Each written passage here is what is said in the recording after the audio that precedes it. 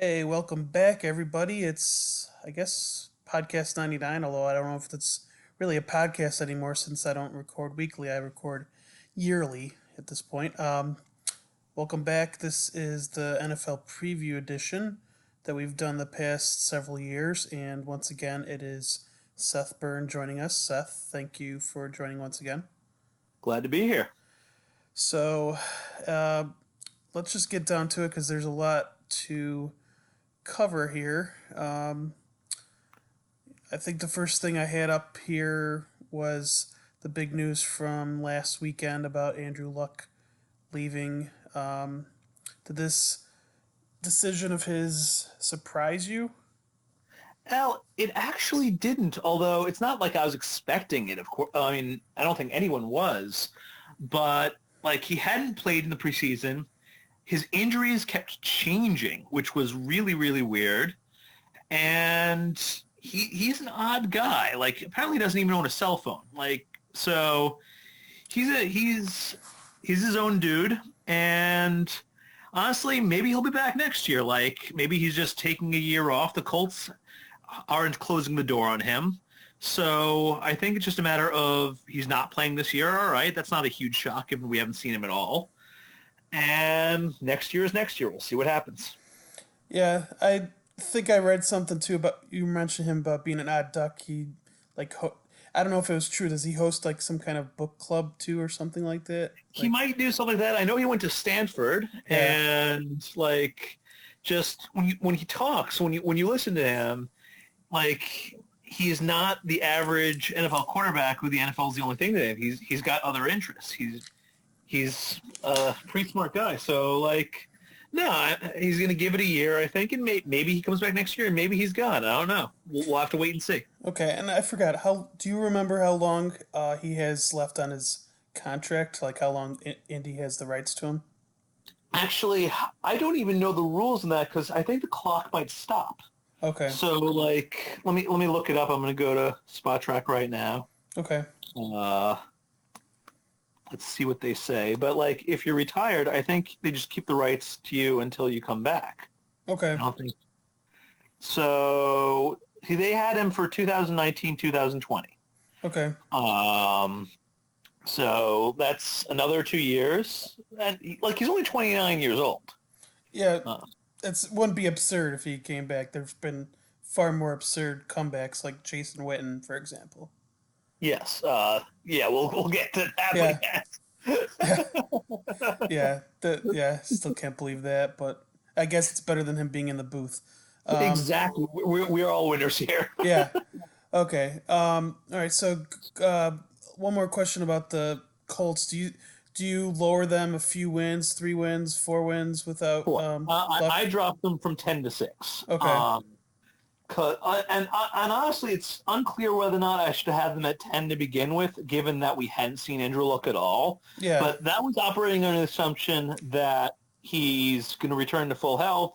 The Colts are just messing with us, and turns out they weren't messing with us. So, like, if I had known that Andrew Luck was seriously that hurt, that this was something he was in contemplating, then I would have put them like at 7 wins just at the time. With him, that's with a possibility of him playing. With him Sure. not playing, he's down to 6. They're down to 6. Okay. So Yeah, because I think I read in your preview that you're not as high on uh, Brissett Jacoby as Brissett, yeah, others. I'm not like he's had a few years to develop, but like he was terrible in 2017. Like he wasn't just bad; he was truly awful. So has he gotten that much better in the last couple of years? We're about to find out. Yeah, yeah. Time will tell. I think I just read something about them signing Hoyer to a 3-year deal, so it doesn't sound like they have too much confidence in him. I mean, you still need a backup. I don't You, even know you who the do. backup is. Yeah. Yeah, I don't either, but yeah, I know the fact that Hoyer's got to be what 38, 39, a 3-year deal. I don't know. Um, Well, NFL contracts well, yeah, are yeah. You don't look at the years. It's kind of ridiculous. They never see the end of that contract anyways most of the time. So yeah, exactly. So so okay. All right, so the next topic here we have is one that I think we planted the seeds for a couple months ago. You had, um, I was asking for good topics for our preview, and It's the elite coverage versus elite pass rushing in terms of what helps the team more. Now, you wrote a lot of notes here, so I'll let you kind of go over the notes that you want to cover in terms of this topic here. All right, first let's start with how teams value the two. Okay. So one of the things I looked at was the last 10 years of the NFL draft. And I was looking at edge rushers versus defensive backs, and I was including safeties and defensive backs. Now, we don't necessarily think of safeties as elite coverage guys, but just for the sake of this, I'm putting them up here. Okay. So in the top 10 in the last decade, there were 20 edge rushers taken and 12 defensive backs. It gets even more extreme at the very top. There was a couple edge rushers taken first overall. That was Myles Garrett, and that was Jadeveon Clowney. There was a couple edge rushers taken second overall. That was Bosa, and let's see if I can try to remember who the other one is. You know, let me just open the NFL document. And there was three edge rushers taken third overall. So, like, we haven't seen that many. We haven't seen any cornerback taken that high. We've seen a cornerback taken fourth overall. The other thing is, if you look at the top 10 salaries for defensive players, I know it's not exact science, but 7 are edge rushers, 2 are defensive tackles, and 1's an inside linebacker. There's not a single defensive back in the top 10. Yeah. So clearly NFL teams are valuing elite edge rushers more than they're valuing elite coverage specialists. Now, does that prove that elite edge talent is more important than elite cover talent? It's not a proof. It's just what teams have valuing more. So this is what the market is telling us. Additionally, elite coverage statistics aren't all that consistent. A guy can be in the top 10 or top 15 in terms of coverage one year, and then in the 60s the next year. We don't see as much variance in terms of overall pressure numbers. Now, sacks numbers can be a little more variable, but not in terms of pressure generated. Sure. There's also just how an actual NFL play works. Let's take a passing play. The quarterback gets the snap, he drops back, he looks for a receiver. If he has time, he throws the ball. Now, an edge rusher can disrupt that by simply not giving him time and ending the play. A cornerback, he can cover, and he has to cover until the quarterback releases the ball. So the longer the quarterback has, the harder the quarterback. The longer the quarterback has, the longer the cornerback has to cover. And even after the throw, if it's a good throw and the wide receiver has a window, then there's not much a cornerback can do. The most a cornerback can do is reduce the size of the window or eliminate the window, I suppose, that a quarterback has. But if a cornerback has a guy completely blanketed, then a quarterback can simply move to the next target. Sure. That's one of the things actually Brissett was really bad at. So, like, an elite cornerback, how much can they really do? Like, Deion Sanders, he mattered a ton because he would take away, like, Michael Irvin or Jerry Rice when he was, depending on whether he was on the Cowboys or 49ers. But, again, I feel like there's a limit. Specifically, there's a limit because if you're truly great, they're going to pick on everyone else. Now, the other side of that is a lousy edge. Well, he's not going to get much pressure. But a lousy cornerback, teams could target him. He'll be a pigeon. And you could see them throwing 30% or more of the passes against him in a game and just picking on him. And basically, he's the weak link of the defense. Sure. So coverage matters, but it's more a matter of you have to make sure you don't have anyone who truly sucks. You have to make sure you don't have any open spots, any holes in the zone, as it were. Because that's where things break down defensively. Okay. So at the top, an elite edge does seem to be worth more than elite cornerback for a variety of reasons. There's also the fact that on a running play, an edge has a lot more effect on the play than a cornerback does or a safety does. Let's see, one of the things I wrote down here is literally in the case of a perfect cornerback, the best thing you do is make it 10 on 10. Whereas a truly dominant edge rusher like Reggie White, Well, he's a problem. He makes it more 10 on 9 because you're going to have to devote a couple blockers to him. Sure. So let's see. What else did you do? Oh, so actually this started with PFF, who obviously we both have a ton of respect for. They did a research piece on how coverage seems to matter more than pressure. Now, I only really thought about this a lot last night, but how are you defining coverage? Are you defining coverage as they weren't very successful throwing the ball against you? Because in that case, yes, coverage is, well, it's descriptive. It's not really being predictive here. So I haven't delved too deeply into whether or not this is shown to be very predictive on their part. I just know that if it's being descriptive, well then, yes, good coverage matters more than good pressure because good coverage is, in this case, is describing the results. So I haven't looked into that enough, but that is just a possibility there that I have to look into. Okay. One of the things Bill LeBeau, defensive coordinator, has talked about is the concept of safe pressure. You want to get pressure on the quarterback, but not at the expense of, again, opening up a hole in the zone. So you have these zone blitz concepts that teams have developed where you can send 4 or 5, maybe even 6 guys, but you're also not going to get beat deep. You're going to have an umbrella. So pressure is very, very important, but so is just not having a breakdown. Sure. So that's really what you want from coverage. You need to have something there where the quarterback can't just play pitch and catch. So yeah, an elite cornerback is worth something like we saw Ward go 4th to the Browns and Chubb go 5th to the Broncos, and both have been great for their respective teams. But if you had to pick one, I think you'd have to pick Chubb, but I'm not positive. Okay. Ward was really good, so we'll see. My guess is that we're going to see, going into the future, elite edges being valued more than elite cornerbacks, regardless of this research. Okay. Now, I don't remember what year it was when the Eagles were creating a super team, and I always forget how to pronounce that guy's name that was on the Raiders that went to the Eagles, Asamoah or whatever. Yeah.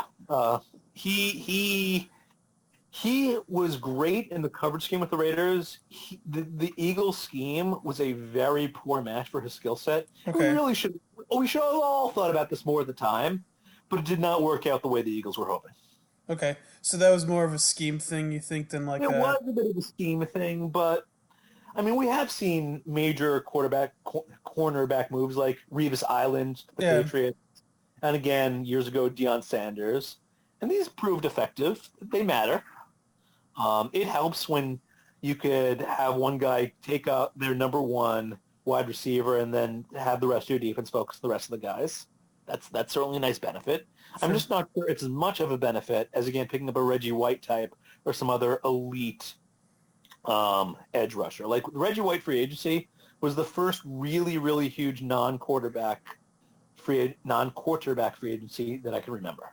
Okay. And big edges matter a lot. Like the Khalil Mack trade, although the Khalil Mack trade has now since been eclipsed, but at the time it was like a major edge got traded, and Chicago ended up going 12-4. So like, sure. Edges matter too, a lot. Yeah. Okay. The next one we have here is from Jim Sebo about anything you're willing to discuss publicly about evaluating players' individual talent versus scheme that they play in, putting them in position to succeed or fail. So I have a few thoughts on this. One of the first things you have to do is identify what type of battle a player is in. Is he doing single coverage? Is he blocking one guy, or is he having helped by an additional blocker? Is he trying to beat 2 blockers, trying to beat double coverage? Or is it a zone situation where you try to cover your space? Are you trying to get open against the zone? Like, it can be complicated to know everyone's role in a play without knowing what was called. One of the things that I'll do with plays is if you see a play where someone screwed up and you're not sure who screwed up, look at similar type of plays in the future and see what the roles were in those plays going forward. And if you see a trend of what the roles were, then you could see, okay, this person probably messed up in that previous play, and then regrade that play once you have more idea of the context. Okay. Um, Another issue is digital versus analog. You don't necessarily just win or lose a block. It could be how long you hold the block, or how much space you protect, or how much space you surrender, how much space you generate in generating a hole for the rushing game. So like it's marginal. How much are you accomplishing each play, and then also just is it blanket coverage? Is it a small window you're giving, or are you just opening up a huge hole for the quarterback? So it's both binary and accounting for dominance in terms of winning and losing. So it's not simple in any respect whatsoever. So sorry that it's so complicated, but it's just how it is on an individual basis. Sure. Um, there's the other thing in terms of scheme where, well, you just rushed for 8 yards. Like, how much of that was on you? How much of that was in the blockers? And how much was that on the coaching staff? And the quarterback, well, there's only 6 guys in the box because your coaching staff is kicking their ass and your quarterback is deadly. And so, yeah, you have a nice hole open for you. Good job. Um, we saw that with Todd Gurley and the Rams. Like, all right, his statistics were great, but how much of that was Gurley? So, like McVay has done a lot in terms of the Rams offense. We're going to come to that more later, but he's been winning a lot of battles for the team. And when that stopped happening in the Super Bowl, the offense went splat. Yeah, I mean, just the fact that C.J. Anderson got passed around to several different teams and then just suddenly started doing good with the Rams should tell you Yeah, all you need to it did know. tell us. It should tell you.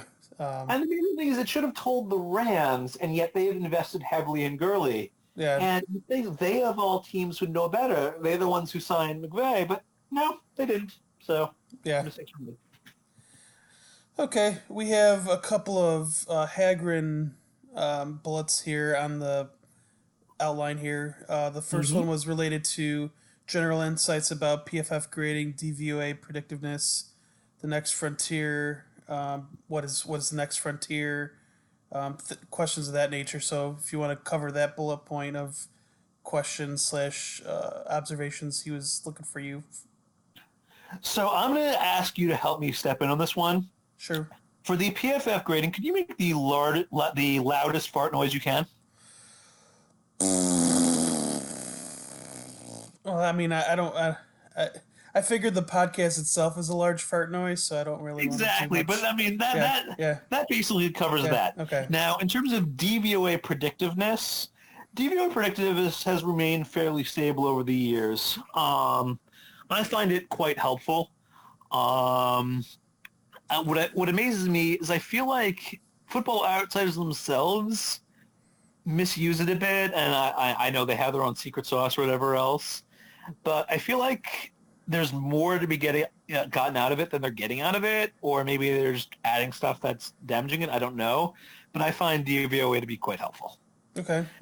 Now, in terms of the next frontier, you mentioned the player tracking data. And one of the things that's odd about the player tracking data is just how much of it they've kept under lock and key and kept under wraps. Like ESPN has this offensive line and defensive line pass block won and loss rate, but as far as I know, we've never been able to look under the hood. So uh, I'm not really sure how good the data is yet and how good the information is yet without actually looking at it. Now, in terms of the new frontiers, there's attributing success in a play. How much, we just talked about how much of a running back success is due to him and how much is due to the people around him. Same with quarterbacks. Although one of the things that the more research we do is we learn just how important quarterbacks really are. They improve the offensive line. They improve running backs. They improve wide receivers. The entire offense improves when you have a better quarterback. So they affect the stats of everyone on the roster, or at least everyone on the offensive side of the roster. Now, in terms of other sports that edges might exist, I don't really know, but in the NFL, there's still a lot of low-hanging fruit. Like, coaches are still punting in fourth and short and kicking short field goals. So there's a long way to go in terms of moving that frontier. Well, let's see. In terms of I mentioned DBO predictiveness. All right, so in terms of the other Hagrid thoughts, like we talked about running back efficiency, and sorry, I have a hair on my tongue. This is one of the perils of owning cats. uh, but with running back efficiency, I have some thoughts. Um, the first is you simply aren't going to average as many yards targeting a running back as you are going to target a wide receiver or tight end. And it'd be rather absurd if you could. And that's because there's less risk of a sack and less risk of an interception when you're targeting a running back. The risk-reward would be incredibly out of whack if targeting a running back would net you the same level of efficiency or expected yardage. Also, you should be completing more passes, a higher percentage of them, when you target a running back versus a wide receiver or a tight end. So it's a trade-off in terms of risk versus reward. Your rewards should be, and they will in fact be, smaller when you're targeting a running back because they're starting less far downfield. Their wide receivers and tight ends are going to be further downfield, and the further downfield you're throwing in general, the higher your expected value, and that's true generally as far downfield as you go. But there's something else I want to look at. The top 6 offenses in the NFL last year, according to DVOA, were and let me look at this. So you had the Chiefs, the Chargers, the Steelers, the Saints, and the Patriots, and I'm missing one. Let me actually look it up. It was, I mentioned the Chiefs. Oh, the Rams. Yeah. So the Chiefs, I recorded this information. The Chiefs had a 61.3% DBO when targeting running backs for 405 DYAR. So they were incredibly effective when targeting running backs. And the Chargers, 240 DR, 18.5% DVOA. The Patriots, 13.5% DVO when targeting White for 194 DR. 197 DR, 19.4% DVOA for Kamara and the Saints. The Steelers had an 18.3% DR, 18.3% DVOA for 183 DR, targeting their running backs. The Bears had a lot of success with Cohen. And the Rams certainly had success with Gurley and such. So, like, these elite offenses, targeting a running back is not the main driver of your offense. But when you have a fail case, when your wide receivers and tight ends aren't open, you still want to pick up yards. You still want to have a positive play. And their fail cases are so much better than the fail cases of other teams. Sure. And so that's what you're seeing here. It's not a matter of, it's not going to be what you want to do, but it's when things aren't necessarily going well, you want to keep matriculating the ball down the field, and throwing to a running back does that. If that's an effective option as your second or third option, that's a nice thing to have. Optionality. Okay. The last thing, I don't know if you addressed this in the outline, Hagrid was asking about your general insights on current football analytics. Maybe you've already kind of covered what you wanted to cover on that anyways. I'm trying to think if there's anything that we've seen that's really, really cool. I am happy that we're seeing more offensive line data coming out, even if it's still opaque, and I don't always agree with it, but it is a frontier. But what I want to see is some form of Pythagorean grades in terms of wide receivers, in terms of cornerbacks, in terms of offensive linemen. Like, you're making X percent of your blocks, but you're playing against players who beat X percent of the blocks. So even with the data they have, they can start calculating it. Just say, okay, this guy, let's say this edge generally beats his block 21% of the time. You generally make your block 88% of the time. So our expectation of you versus him is you're going to make your block X percent of the time. Like, that kind of stuff would be at least very interesting and possibly predictive, at least as far as their data goes. So that's what I want to see next. I want to see people looking to try and generate predictive statistics. And for that, you need to start taking into account the quality of competition you generate those statistics against. Okay. All right, the next topic here, it came off of a tweet. It wasn't actually a question, but I saw you mention something about Goff being exposed in the Super Bowl, and that led me to think of a good topic here of whether you think it was bad enough where you would be worried about your future, the Rams' future as a Rams fan, and their success going forward. So I remember watching the Super Bowl and first being enthralled and enjoying just how much of a defensive battle it was. But once I started realizing what the Patriots were doing and how they were beating the Rams, I was starting to get a pit in my stomach. I was like, oh no, oh no. It's Goff versus Belichick, and oh no. So my concern going forward is it's not easy to do with what the Patriots did. It's not their defense is very, very complicated. Belichick is excellent, and you need to be able to shift gears play after play right before the snap to pull that off.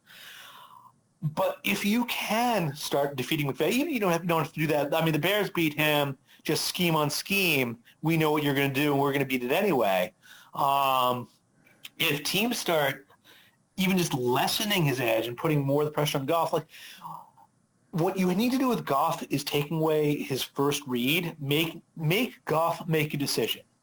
Once you get him to do that, his quality drops precipitously, and that's also what Brissett sucked at a couple years ago, just making the quarterback make a decision and then taking your chances. And Goff was really, really, really bad at them. It's not like the Patriots' defense had holes, but Goff didn't know where to look and didn't know how to find them. And if that's the case, if he was just playing with a crutch all season, and once that crutch was removed, he fell down. Like his rookie season was awful, and this was pre-McVay, but his rookie season was awful, and maybe we'll be able to see more out of him as defensive coaches take McVay away from him and say, all right, you beat us. Let's see what you can do. That was really, really good. Now, admittedly, it is a small sample. That was one game against the Bears and one game against the Patriots. And everyone can have a couple bad games, particularly against those teams. Sure. But it looked bad. No, and it did. I am concerned that Goff just mentally, or I don't want to say mentally he doesn't have it, but mentally the speed of the game is still a problem for him, and he's not quite ready to take that next step. So I don't know. We haven't seen him at all this preseason, and maybe we're going to see him develop his decision-making this season. I don't know. But I am concerned. If the question is whether or not I'm concerned, the answer is yes. Yes, I am. Okay. Now before we go into 2019, I wanted to bring up this Rosen thing. It seems like he's set up to fail again. Like I mean, I don't know if it would matter if he was in a successful system or on a team that was, actually trying. But do you see any path of success for him? So one of the things I thought about is maybe we're looking at this the wrong way. Last season, he played behind one of the worst offensive lines we've ever seen. The Cardinals' offensive line was atrocious. And he got the shit kicked out of him.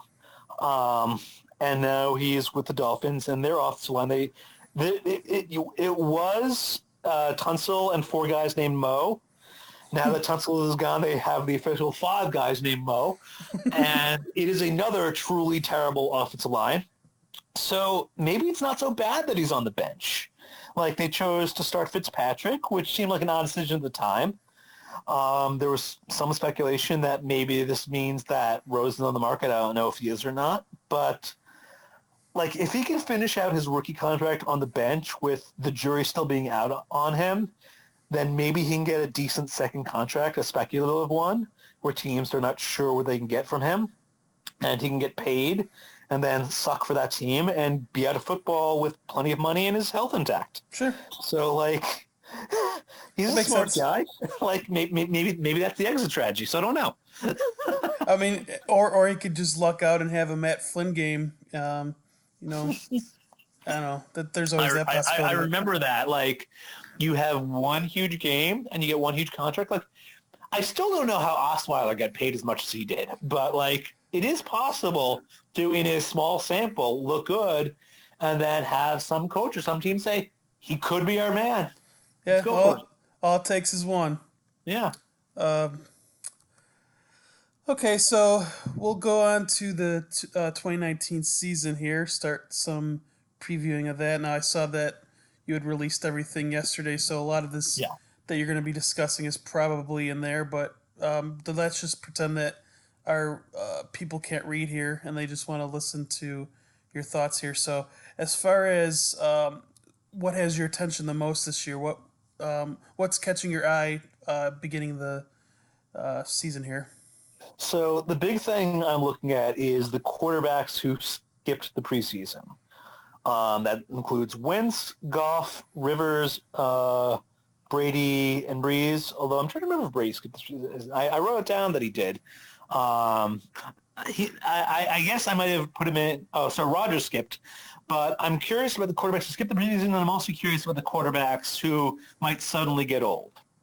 So in the case of Wentz and Goff, they skipped the preseason, and if they were hiding an injury, if there was some issue, like, we're about to find out pretty fast. So I don't know. Like, and then in the case of Rivers and Brady and Rodgers, you could have a quarterback just suddenly get old. It happens.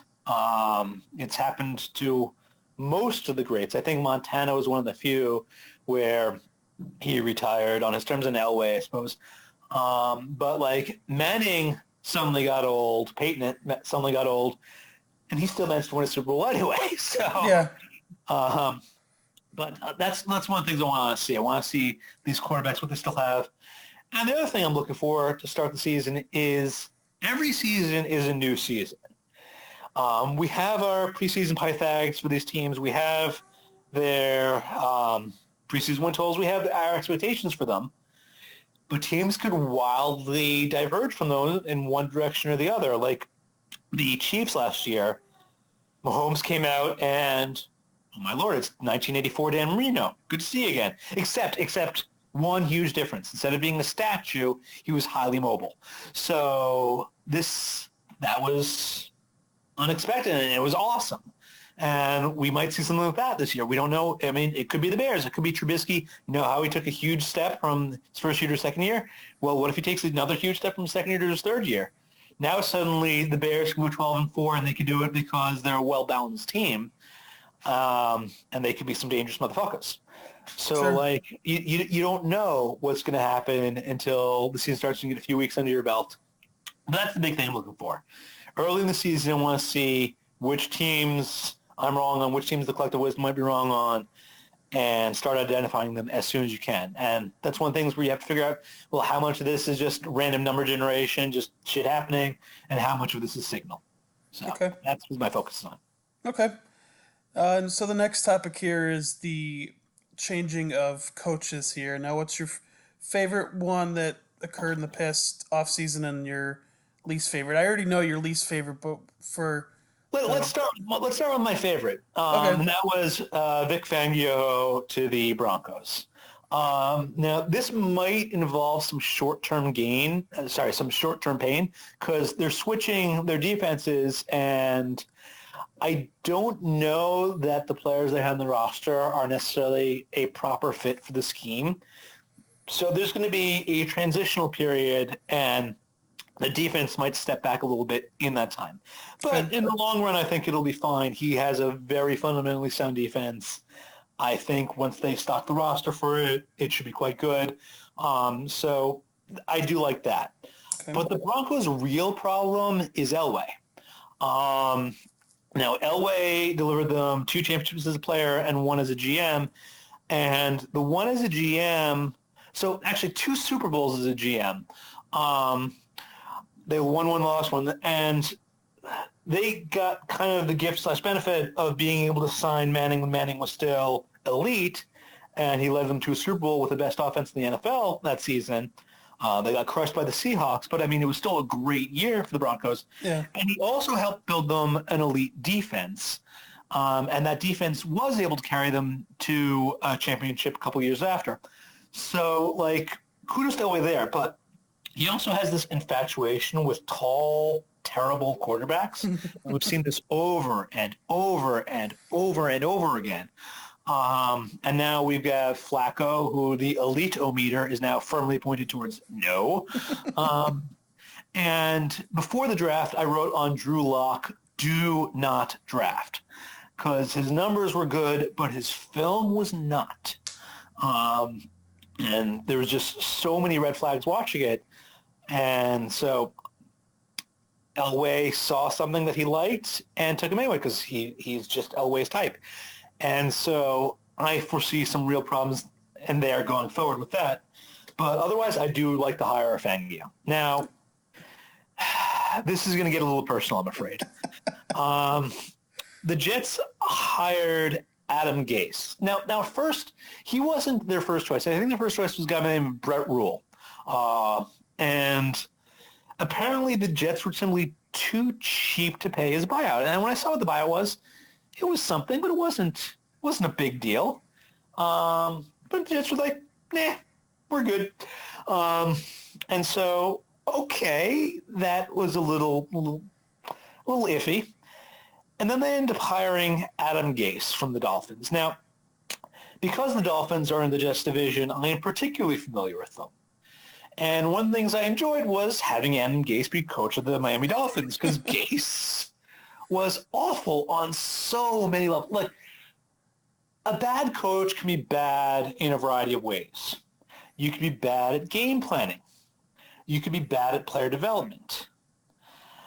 You can be bad in terms of influencing the roster construction. Gase is a triple threat. He's bad at all of them.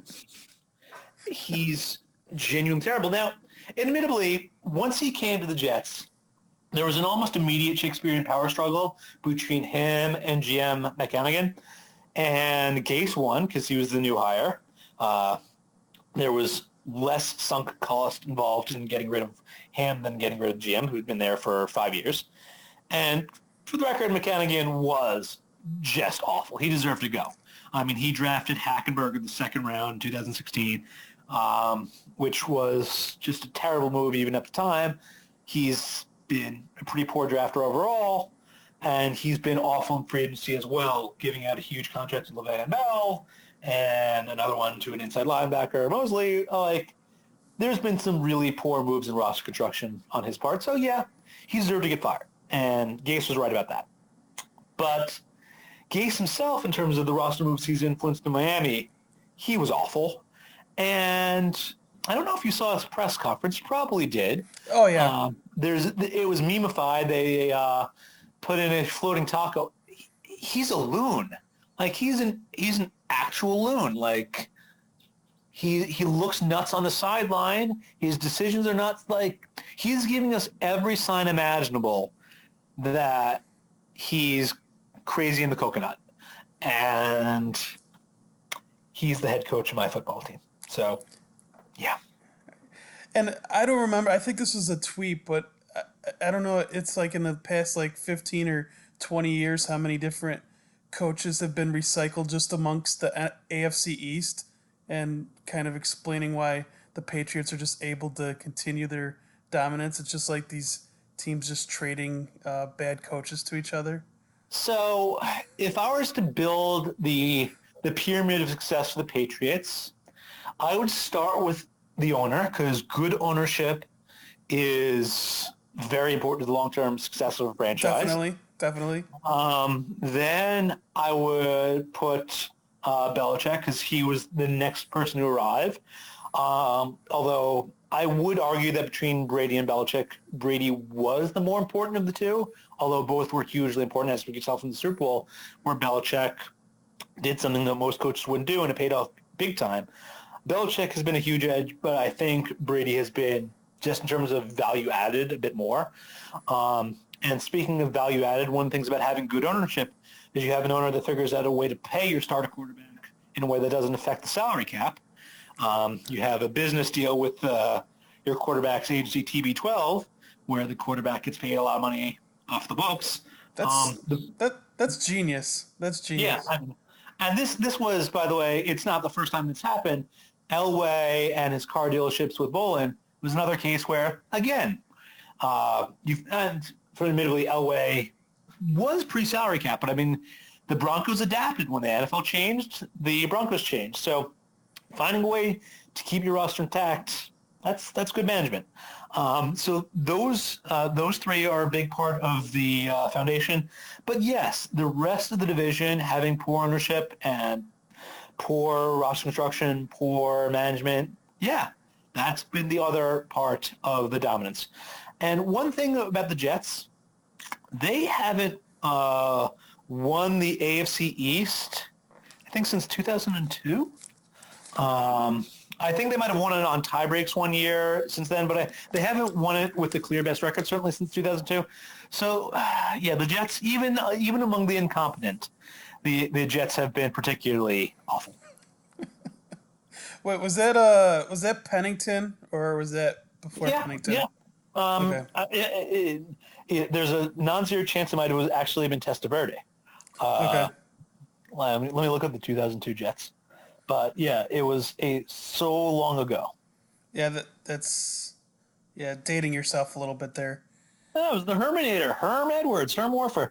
Wait, Okay. we that one we went 9-7 that year. Yeah, that may have been us winning on tiebreak. So yeah, that's it was both Pennington and Testaverde, Okay. although mostly Pennington because they won 9 games that year and he was the starting quarterback for 8 of them. So Okay. Okay. All right. And one thing I wanted to mention about Vic before we move on, Vic Fangio. You had mentioned in your preview that you think that there might be a step down for the Bears, and a big step down in terms of coordinators. yeah, Do you think yeah. that equals like a half a win, a win? Yeah, I would say that would be the right range. I'd say on the lower end of the range, but Okay. Fangio was hugely important. When they played the Rams, Fangio beat McVay in terms of the coaches/coordinators battle.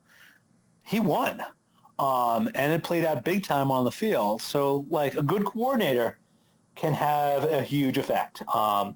It's both in terms of just making sure your defense is fundamentally sound on a play-by-play basis, and in terms of winning the strategic battles in addition to the tactical battles. Like, it's both. So, Okay. I wanted to make sure I mentioned that because I yeah. didn't know how much an elite coordinator would be worth. So you generally see it with offensive coordinators getting the big bucks. In terms of, like, we saw Shanahan with the Falcons a few years ago. He was a huge driver in their Super Bowl run because they were beating teams schematically. Yeah. Same way the Rams did last year. And so if you're winning those battles, you can have a huge edge. Now, the flip side of that is the Seahawks game against the Cowboys last year, where the Seahawks, where Schottenheimer killed them, where Russell Wilson was being hugely efficient, the running game was getting stuffed, and nope, rule of 53, where 53 rushes plus completions equals a win, and it's a lot easier to rush the ball than complete a pass, so run, run, run, run. And boy, did that not work out for them. So that was awful. Yeah. Okay. All right. So we'll move on to the quarterbacks bullet point I have here about the young gone/rookie quarterbacks you're projecting to have the most optimal seasons, or maybe take a big step. I didn't really add that in the question, but maybe you could cover that. So let's go division by division. Okay. You have 3 young quarterbacks in the AFC East. You have Rosen, who's on the bench in Miami. You had Darnold, who was a mixed bag in New York. He did have a lot of good plays. He did have a lot of games where he looked like potential future quality NFL quarterback. But his overall accuracy numbers were not great. And accuracy is one of the bigger red flags you have to be concerned about because it's hard to improve in that. You can improve your decision making. You can improve your mechanics, but I don't know. I have some concerns about Darnold. But as many concerns I have about Darnold, then you look at Allen in Buffalo. He was a draft picks and scouts nightmare because he completed something like 57.7% of his passes at Wyoming. If you're facing lesser competition in college, you're really supposed to put up some great numbers. Now, admittedly, he was a more aggressive quarterback than most were in college. And so that's a trade-off of completion percentage versus yardage. And I respect that. He's got a very strong arm. But he was hugely inaccurate as a rookie, and I expect that to be the case going forward. I mean, he got some of that value back with his legs. He was the best running quarterback in the draft last year. We'll get to that because actually, was Lamar Jackson last year or 2 years ago? Lamar was last year. That was his rookie year. Yeah, okay. So, like, both he and Lamar were elite in terms of rushing the ball. Lamar did it far more often, though. But we'll get to him shortly. But, yeah, Allen, I'm concerned that his accurate issues are simply never going to go away because it's very hard to be more accurate in the pros than you are in college, and 57% is not going to cut it in the NFL. So I'm concerned he's never going to get there. Now, the AFC North, we have Lamar Jackson. So one of the things I found really odd in the scouting projections for my NFL preview this year is the scouts, they didn't so much hate Lamar Jackson as much as they thought he's simply not an NFL quarterback, period. They basically found not applicable, which put the Ravens in a huge hole. But when he took over last year, they went on a run. One of the interesting things about that run is that the offense actually got worse. It was the defense and special teams that got much better after he took over for Flacco. So what do we expect from him this year? Now, in college, he started out not being particularly accurate, and then he developed into one of the best quarterbacks in the NCAA. In the NFL, he's going to have to take the next step this year, basically become more efficient, because he needs to have something that the defense needs to worry about taking away instead of just a short pass. He needs to have something where he can threaten them, mid-range, deep, something. And I expect he will. I do expect him to take the next step, but it's something you have to watch out for. Because if he's still throwing the ball this year like he did last year, then the Ravens are in some trouble. Now, then you have Baker Mayfield. Mayfield was great. Once Hugh Jackson was removed from his paw, he ran free. He was really, really fantastic. And now he has OBJ. So OBJ plus no Hugh equals Mayfield Unleashed. I am very much looking forward to seeing what he'll do for the Browns. The roster isn't there just yet. They still have some depth issues and some holes, but they also have a fair amount of draft capital going forward. I do expect them to fix those issues in a year or two, and I think the Browns will be AFC contenders fairly soon. I'm just not sure they're there yet, but I do love Mayfield. Okay. And then in the AFC South, so Watson is an interesting case. In his rookie year, he started out like a house of fire, and then he got hurt. Okay, really, really inspiring. Then last year, he took 62 sacks. Now, they went, I think, 11-5. They had a really good record. But in the playoff game against the Colts, they were exposed. They averaged less than 5 yards per dropback. And Watson at this point needs to, again, takes the next step. He needs to become more accurate and more of a threat to defenses with his arm, or else that offense, like, they relied on Hopkins more than any offense relied on a single player. They targeted him, and you can't live with just one wide receiver. So I feel like, oh wait, did I just conflate the Titans and the, I do that all the time. The Titans and The the Titans and the Texans. Texans. Yeah, I do that all the time. Like, I don't even know why, but like in the same space in my brain that I have one, the other just bleeds over. But in any event, Watson needs to become more accurate. Now, Mariota, I don't like his film. Like, he looked fine for a rookie when you knew, okay, we expect him to take the next step. And I don't feel like the next step ever really came. So I don't think Mariota is going to be their quarterback going forward. Mariota is linked to Winston because they went 1-2. And the same thing with Winston. I don't feel like he's going to deliver Tampa Bay what they need. He can throw the ball deep, but he's never become consistent the way that you need your quarterback to be. And I see that being a problem going forward. But anyway, let's come back. So Foles is not a young quarterback. He's a new quarterback in Jacksonville. And so I had this really this strange realization a few days ago when Foles is Eli, where he did not play well in the regular season at all, and he won the Super Bowl anyway.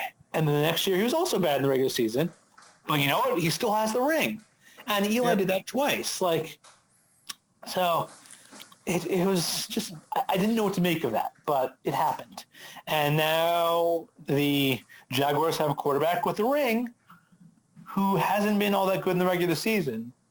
So good luck. At least they don't have Bortles anymore. In the AFC West, Mahomes last year was like Marino in 1984. I don't know if you're old enough to remember what Marino was like in 84, but it was a revelation. Yeah. It was like, it was a long time ago, but it was like Fouts plus. Like, people had seen Fouts throw deep and attack defenses before in the Coryell offense, but Marino was the next level. It was like something we never seen in the NFL before. He threw for 5,000 plus yards. It was special. 48 touchdowns. It was just an amazing thing to watch. That was what it was like with Mahomes last year. It was oh, this is what's next. He was mobile, and he wasn't just accurate. His decision making was A plus. Like, if you got open, he threw the ball to you. He made the right reads time after time after time. So that offense was tremendous. Now, it's very, very hard to repeat that kind of offensive efficiency. They were above 30%. It's tough to go back to back. So we'll see. And if that offense does regress a bit, well, they have some room to make it up because their defense was terrible. But the defense still looks terrible. So we'll see what happens there. But other young quarterbacks, Rivers is not young. Carr isn't young anymore. And after his injury, he has looked like a shell of himself against pressure. Like, apparently it's just something that runs in the family. Once you take too many hits, you're done. And who am I missing? The Raiders, the Chiefs, the Chargers. Oh, yeah, the Broncos. Aha. Yeah, I do not have faith in Locke. So, good luck, Broncos. Now, in the NFC, Wentz regressed last year. And it wasn't just he was less effective. He was also less aggressive. He didn't run as much. He didn't throw deep as much. And so I wonder, was that just a one-year thing where he'll be back to 100% this season? We're going to see the good old Wentz? Or if that's just who he is now post-injury, and if that's the case, then he was an MVP candidate. As a matter of fact, he was the MVP favorite before he got hurt because he was dominating the league, just attacking them vertically. If that's not who he is anymore, then that's going to be an issue for the Eagles. They're going to have to make up the slack somewhere else. The Giants, okay.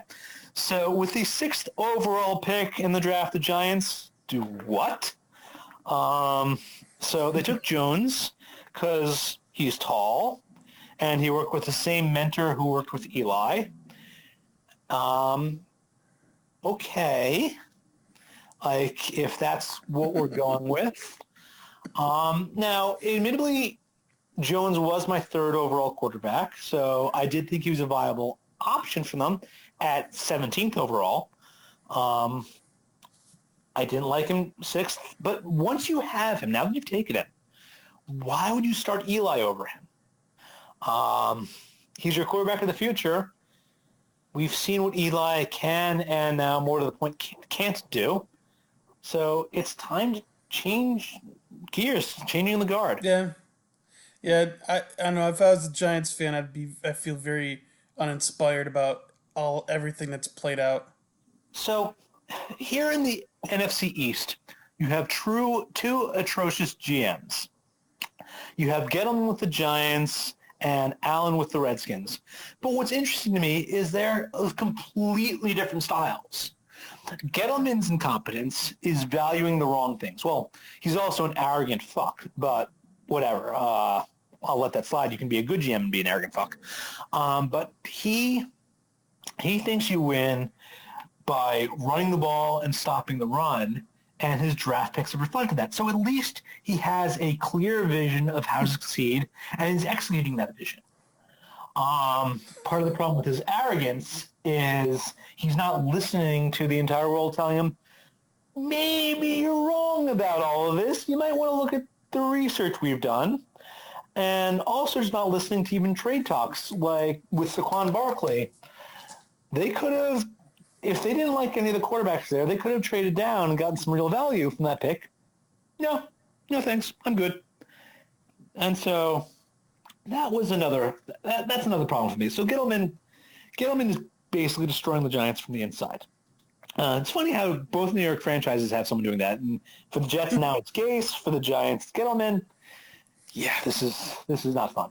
1 o'clock and 4:30 every week. So now with the Redskins, it pissed me off so much watching Haskins fall to them. Haskins was actually my number 1 overall quarterback in the draft last year. He was 1 in 1A, with Murray being 1A, but I loved Haskins. His film was great. His stats were great. Like, I think now, I mean, we only have 1 year from him, but what a year he had in Ohio State. I feel like he's someone potentially special, and he's in Washington. So they did not deserve Haskins. Now, they're not starting him. They're starting Case Keenum. So, okay. That seems to be this odd trend. Like the NFL eventually realized, we should probably start these young guys. And this year, they're going away from that, and I don't really know why. But, but the problem with Allen as GM of the Redskins is each move has nothing to do with the move that came before it.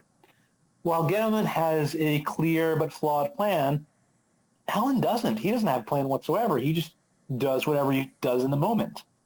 And they had Kirk Cousins. Did they extend him? No. They franchise tagged him a couple times and bid him goodbye. So I feel like both franchises are bad, and in both cases, it's their own fault. And it'll be their fault so long as ownership is bad. In both cases, ownership is bad. Like, Gettleman is making clear what he is, and ownership is letting him run amok. So that's on the ownership at this point.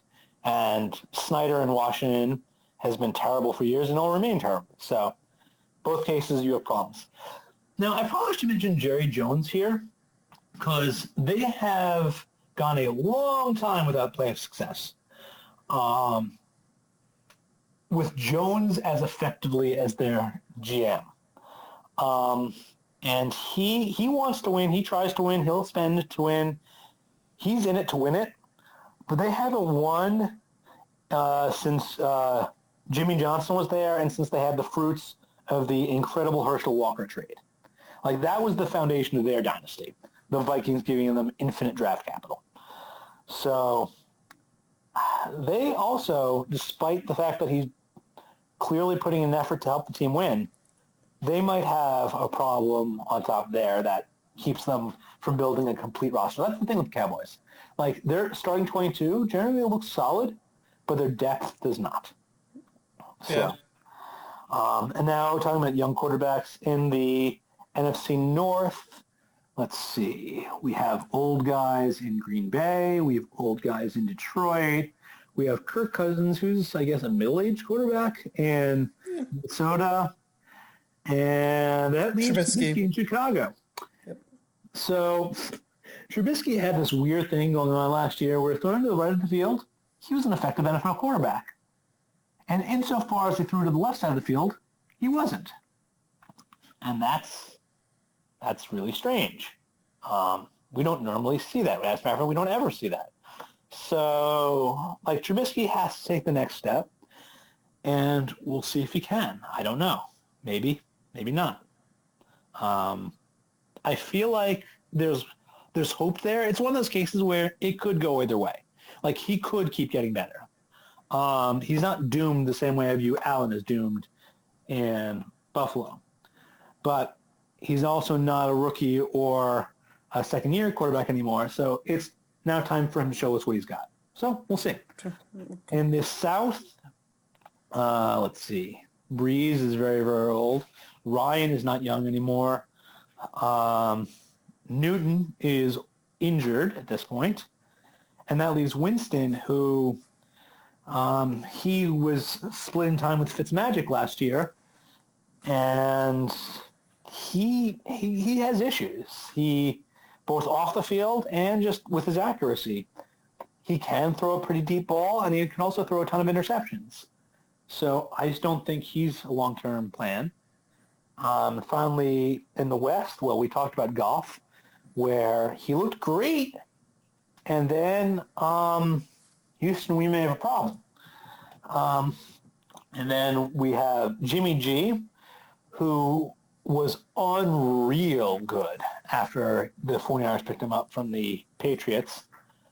And then he looked bad, and then he got hurt. And so what to expect from Jimmy G this year?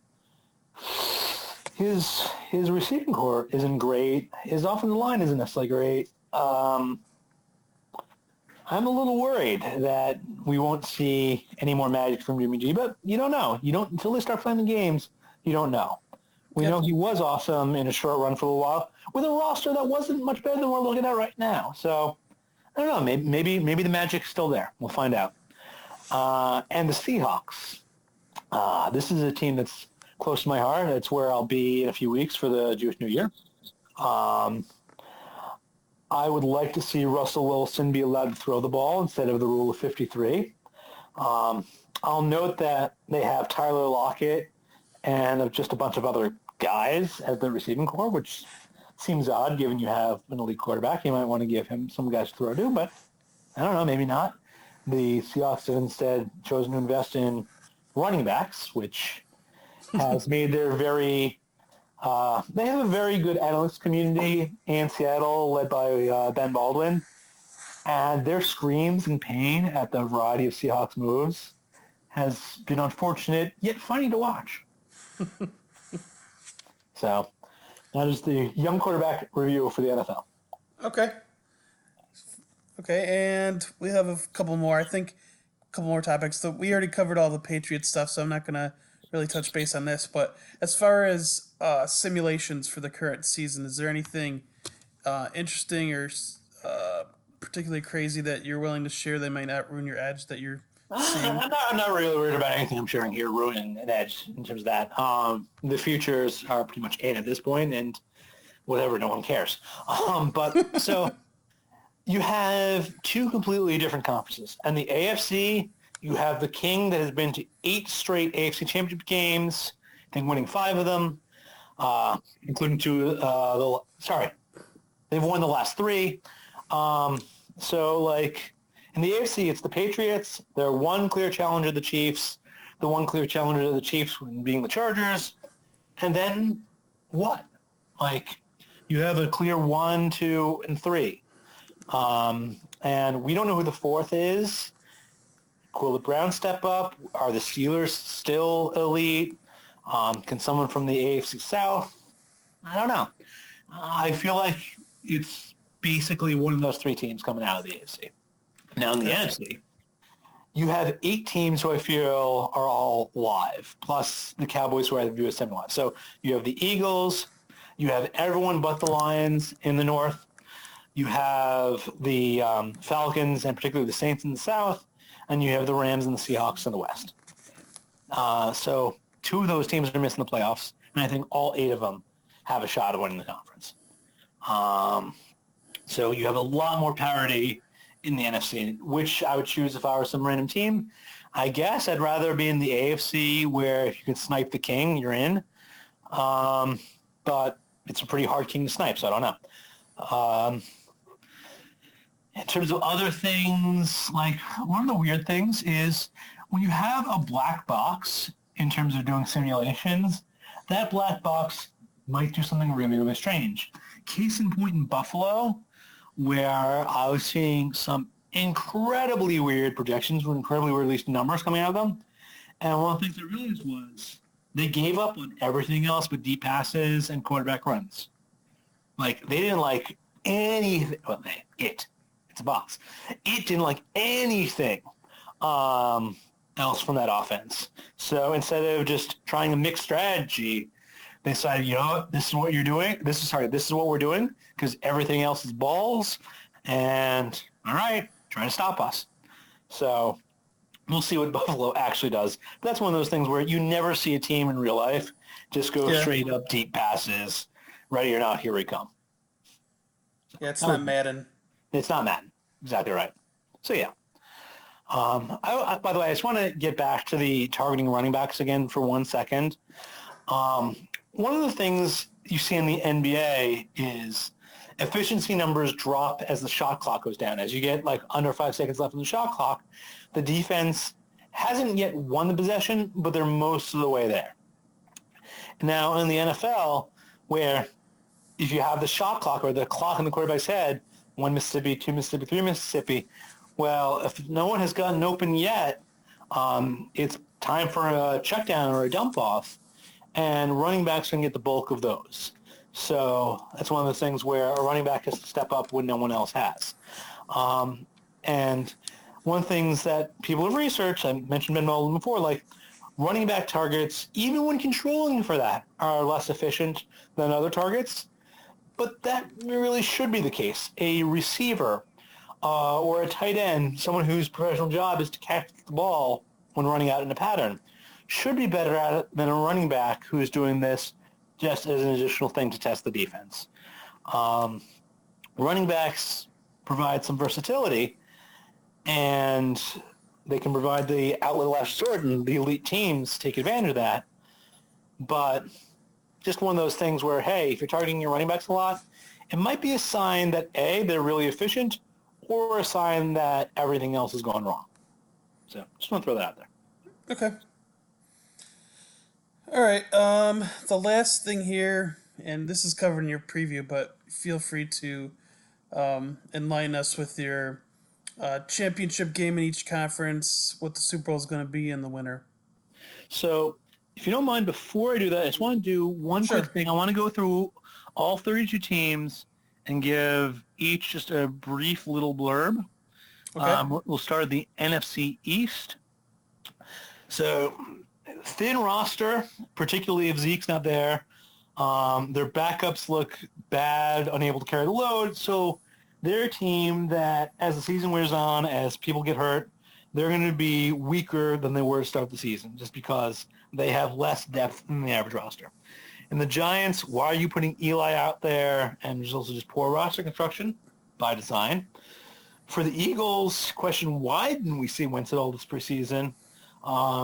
He wasn't the same aggro player he was pre-injury, so I want to see from him what he looks like starting early in the season. Redskins, why are you starting Case Keenum?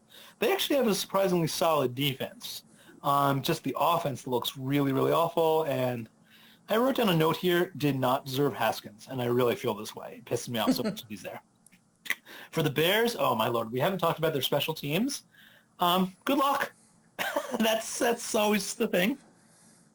Like them and the Vikings, as a matter of fact. The Viking, as bad as the Bears special teams were, the Viking special teams is a soul-sucking void.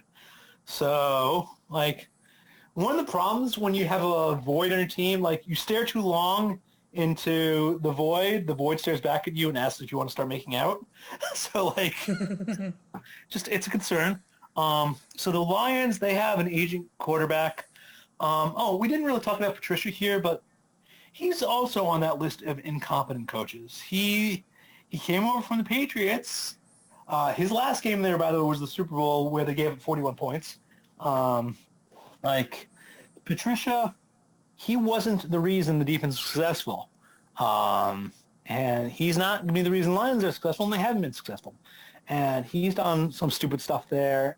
I'm a little worried about Patricia in Detroit. They also just play in a tough division because the Bears, the Packers, and the Vikings are all competent franchises. So Rodgers skipped the preseason. Little worried about his back. Little worried that he's fallen off a bit in the last couple of years. They did, however, have better roster construction lately, which is unusual for them. Generally, they've been poor at that. This year, they actually look like they've done a decent job. I did not love, by the way, them drafting Rashawn Gary. Didn't like him as a prospect, but whatever.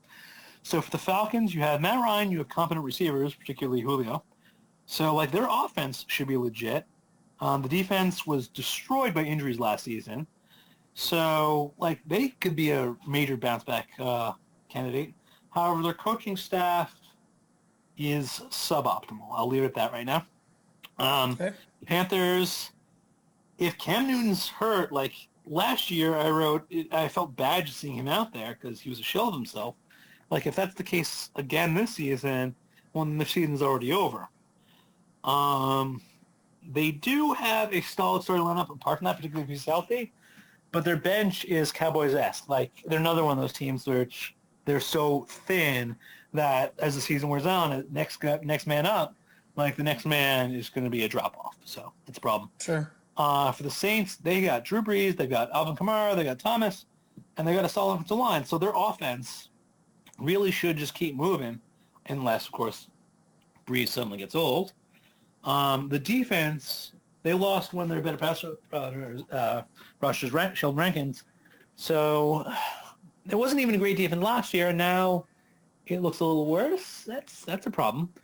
So that's just we'll see, because like they don't get to just keep going from last year. Every season is a new season, and so maybe this year the Saints offense just isn't what it was last year for any variety of reasons. So they I'll get to them, but I have a lot of faith in them, but we'll see if it's misplaced or not. The Bucs, they're just a poorly run franchise. They're going to throw the ball deep. They're going to gain some yardage with that, and they're also going to throw interceptions and have a lot of incomplete passes. And I do not think their offense will be consistent. So, poor Bucs. The Cardinals. So the Cardinals are at least going to be fun to watch because they're bringing in the air raid. And the big question for me is the air raid also, at least in college, involves running the ball with your quarterback. Whether or not they're going to do that in the NFL where you can get your quarterback killed, we'll see if they do that. But at least it's going to be fun to watch them because the air raid is a fun offense. And the NFL is adapting. So we shall see. The Rams, they invested heavily in the running game, and why? The good news for them is at least they get New Orleans at home. And so if they win that, they have pole position perhaps to get the number one seed in the NFC. However, Goff got exposed last year. We'll see if other teams can start copying what the Patriots did at least a little bit, or copying what the Bears did. Let's see. Also, yeah, it's McVay versus the defenses, and it's hard to keep winning coaching battles because other coaches watch the film too, and sooner or later they pick up what you're doing and they start taking it away. So we shall see. The Bills, Allen isn't accurate. When I wrote something about that recently, the Bills Mafia came after me on Twitter, so that was fun. One funny thing about the Bills last year, by the way, is according to DVOA, they had the second best defense in the NFL. Like, their defense was really, really good. It kept them in games. I don't know if they're going to be able to keep that up. Like, the Bears were on another level, but of the non-Bears division, they were the best. So, I don't know. At least they let that go for them. The Dolphins, they're executing Operation Fish Tank. The Fish Tank hashtag has been over Twitter. They're in it to lose it. They're looking for the number one pick in the draft. which means that Rosen probably is not their quarterback of the future. Maybe they'll even trade him. Who knows? But they are bad by design. So good luck with that. I'd like to see the Jets get a couple wins against them. The Patriots, even by Patriot standards, they have a soft schedule this year. So they have the 2 games against the Jets. They have the 2 games against the Bills. They have the 2 games against the Fish Tank. They got a game against the Giants, a game against the Redskins, and they have a game against the Bengals. So that's 9 games, all of which they really shouldn't lose any of them. They maybe lose one divisional game because divisional games can be fluky like that, but like they have a very, very soft schedule. So the only hope for at least the rest of the division is that Brady gets old this year. That he realizes, holy shit, I'm 42 years old. This is the NFL. Turns to dust. That's the hope. Let's see. Also, by the way, without Gronk anymore, I mean, he was not as key a part of their offense as he'd been historically, but their receiving core is going to be leaning on Josh Gordon this year. And while he's been awesome when he's been on the field, staying on the field has been difficult for him historically. So if he's missing, that receiving core suddenly is rather thin. With the Jets, I just wrote down Gase and then a frowny face. And then there's the issue of Darnold not being accurate. They have an awful receiving core. They've got bad ownership. Like, the Jets aren't even going to be fun to watch. I'm just going to watch them every week because I'm going to watch them every week. But, like, I am concerned that this is just a bad franchise.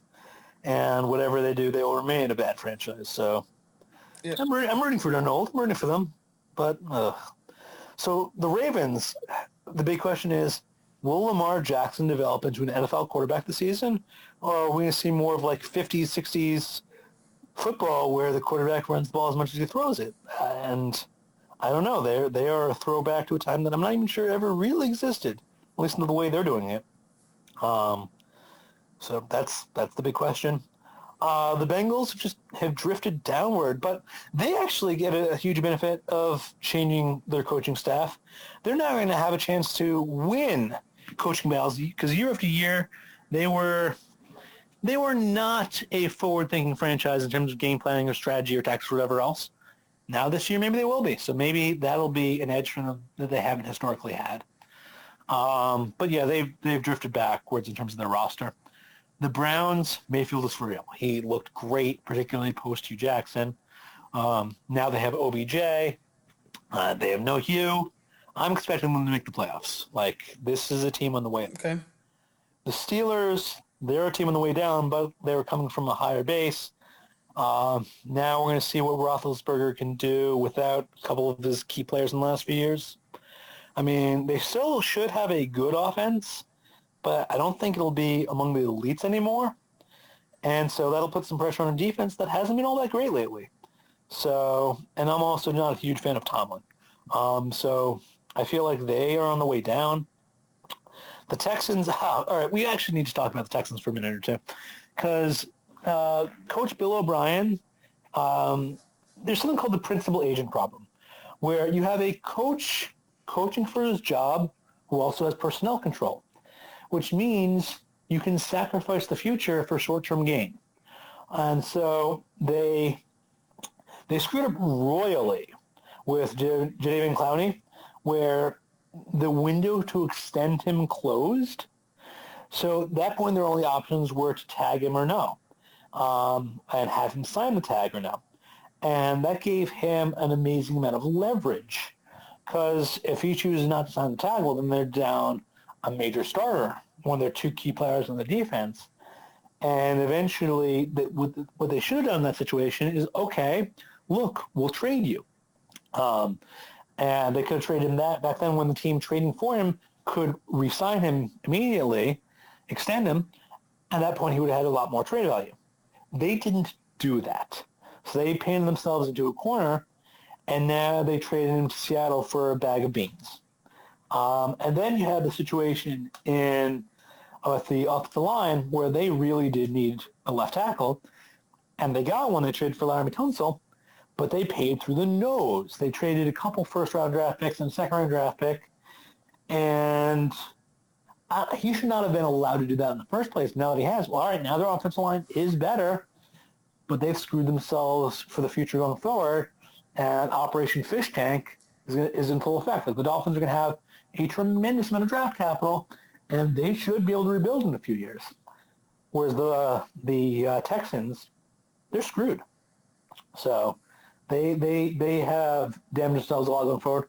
Also, just a very, very brief aside, the Chargers did not choose to pay Melvin Gordon. They said, look, you're in the fifth year of your rookie contract. We are not giving you the deal you want. So if you can find a trade, great. If not, either show up or don't. But they're taking a hard line with him, and they're right to do so. They actually had offered him an extension apparently earlier. We never really learned the details, the terms of it, but it was been a raise on what he's getting now, and he declined it because he wanted to get paid like an elite NFL running back. And the Chargers like, nah, we're good. So good for the Chargers there. All right, so losing Clowney is going to hurt the Texans a lot because they're facing a fair amount of strong offenses this season. Their defense is going to regress pretty badly without him. Also, one thing's about their offense giving him 62 sacks last year. It wasn't all on the offensive line. Some of that is Watson just holding the ball too long. So the Colts, my note for them is simply so long, suckers. Like, there goes the season. You have Colts fans looking for their money back. I want my money back. So the Jaguars are entering the age of Foles. Foles equals Eli? And their defense regressed a bit. So the Jaguars look like another mediocre team. Ditto with the Titans. Mariota just does not look like he's elite. So there goes them. It's really been a weak division for years now, and will continue to be so going forward. The Broncos with Fangio shifting the defense. Elway loving tall quarterbacks. Their defense will keep the team respectable, but they're not a real competitor right now. The Chiefs, big question is, how much does Mahomes regress? Can he repeat just dominating the NFL? Is that just who he is? Or was this 1 year, really great year, and next year you're going to return back to earth? We're going to find out. The defense was bad last year. It looks bad right now. Hopefully, for their sake, it improves. The Chargers.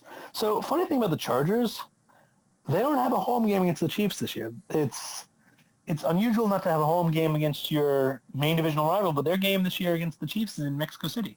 Now, last year the Chiefs were also scheduled to play Mexico City, but the field wasn't ready, so that game was moved to Los Angeles with the Rams with them. This year, that was one of the deal, by the way, with the NFL. It's like, hey, you guys want to move to Los Angeles? That's fine. We want to expand internationally, so you have to play one international game. The Rams lucked out. We'll see if the Chargers do. My guess is that the field is ready this year. 2 years in a row would be a bad look for Mexico. Yeah, it would. So, the other thing is Rivers is older too. You have a lot of teams relying on old quarterbacks for playoff runs. You have Breeze, you have Brady, you have Rivers. You probably have a few more who I'm forgetting, but Rodgers and such. So it's become a league where old quarterbacks can thrive, but that's not historically the case. So I don't know, when does it end? We're going to find out. I'm assuming that one of these quarterbacks hits the wall this year, but who knows which one. So let's see. One other thing about the Chargers. They and the Colts have been terrible in terms of injury luck. And if you're terrible year after year, it might not be luck. And I'm not sure what's going on with them. In the Colts case, it might have been just a bad staff and a tough field. I don't know what's the case with the Chargers, but it's just something to keep an eye out for. And finally, for the Raiders. Oh, boy, the Raiders. So Gruden, the analytics community looked at the trade of Khalil Mack last year and said, okay, look, you weren't going to win this year anyway. You picked up a significant amount of draft capital from Bears. Maybe you're not so bad. And then he did so many other bad things. His moves in free agency have been consistently awful. His trades have been bad, apart from Khalil Mack, of course. Well, that one's a gray area. But they picked up Antonio Brown, and then Antonio Brown has had this preseason drama. He had drama in Pittsburgh. So we'll see what we get from Brown. But Carr has regressed badly versus pressure. Brown's a head case. They have a very, very poor front seven. The Raiders are another one of those franchises that are lost in the woods because I don't know if you've ever seen a picture of their owner. Look at one, you'll Yeah. understand. They're in the weeds for a while. Yeah. So, all right, now in terms of playoff predictions, in the NFC, the two teams that I'm looking at to come out are either the Eagles or the Saints. For the Eagles, they were my choice until I got a little concerned about not seeing Wentz in the preseason and being worried that last year's what he is now. In terms of the Saints, I feel like they have the most complete roster on the NFC. Yeah, the defense isn't great, but they have a nice home field advantage, and their offense is the one I trust the most. And offense can carry you even when defense is bad, like same with the Chiefs last year. It's a weird facet of the NFL where offense just now matters that much more than defense, but it does. Yes, you can win with defense, but you can win more easily with offense. So I have the Saints coming out of the NFC. In the AFC, there are three elite teams.